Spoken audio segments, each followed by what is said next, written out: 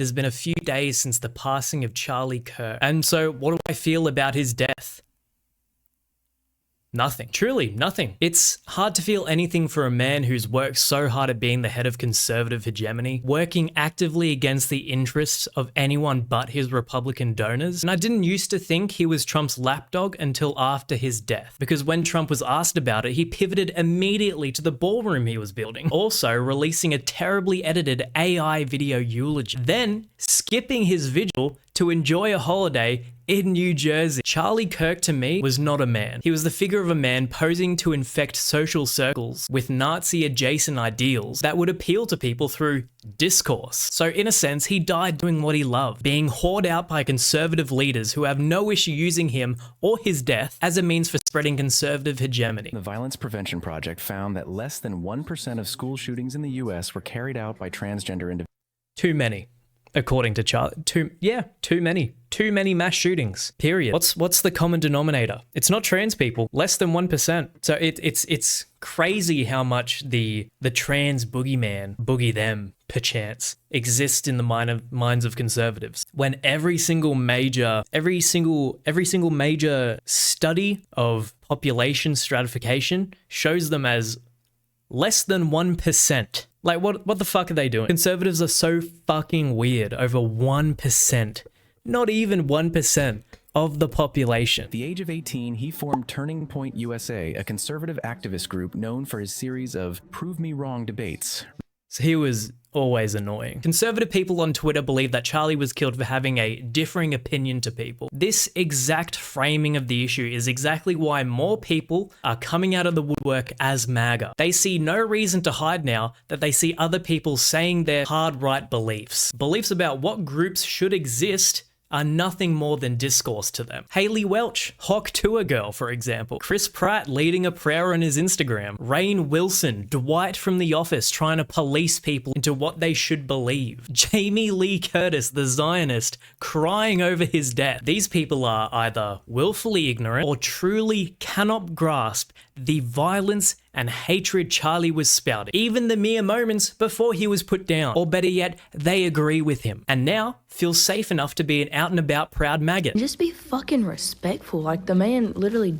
The way he was respectful to the trans community, to the LGBTQ community, to people of color, right? Respectful, right? While his fans were cheering on Twitter when that trans kid went viral for killing themselves. Be respectful.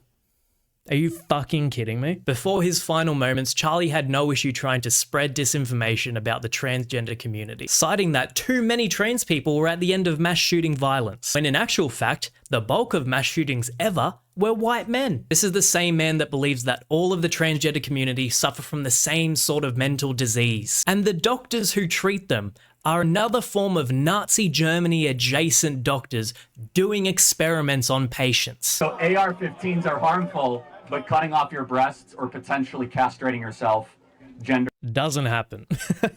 Oh, can you imagine someone rocking up to a school with an AR-15 just full of estrogen? The same man who called the existence of the transgender community a throbbing middle finger to God. AR-15s were created to kill people, Charlie.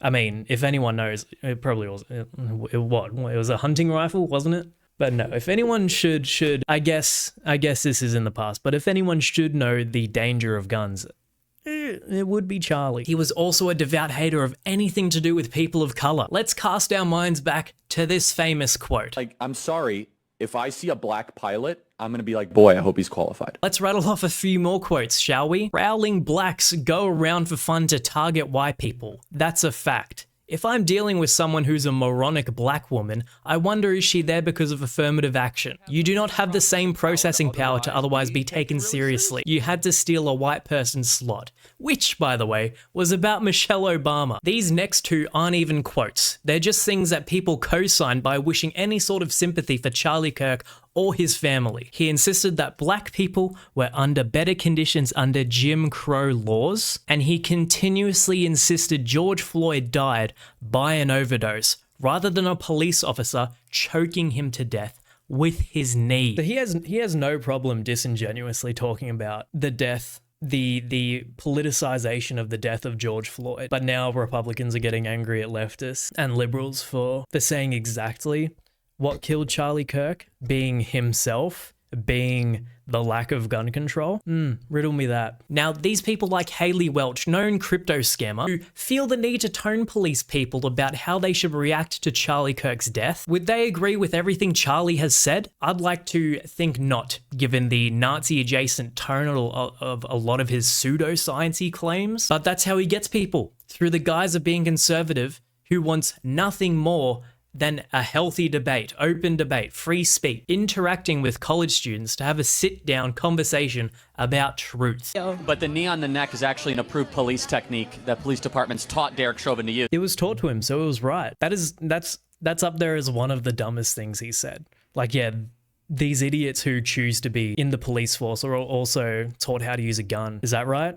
Did that help at Uvalde when they sat around for 20 minutes doing fuck all? It is no wonder American conservatives are amongst the dumbest populations alive at the moment. To not be able to distinguish key tenets of modern conservatism with pre-Second World War Nazi Germany hegemony is fucking crazy. Because why would they? Conservatism is on a rapid decline amongst key demographics.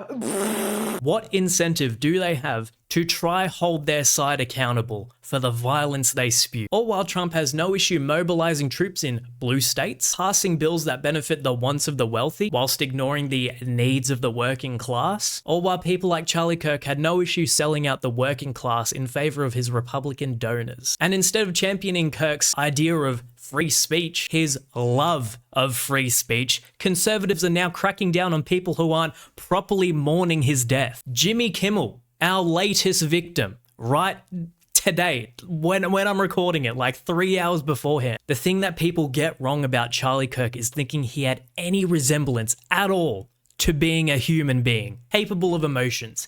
He is not, was not, he's gone. The ideas he would talk about do not belong in the public sphere. Just because some of you morons think that it's just an opinion, that doesn't absolve that opinion for being twisted. He made himself rich for hating people I make an effort to surround myself with. He made himself rich for contributing to the growing number of transgender individuals who find more comfort living in a world without him.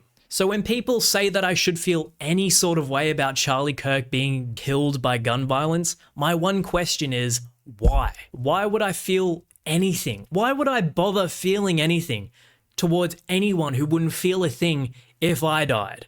Or my friends who have died at the hands of his rhetoric. His rhetoric that continues to harm the world. So for me, I'm not going to be celebrating his death, nor am I going to give any thought to the purity of his life. And honestly, I see this as nothing more than an excuse for an already violent right wing to rationalize further violence through the guise of keeping his legacy alive.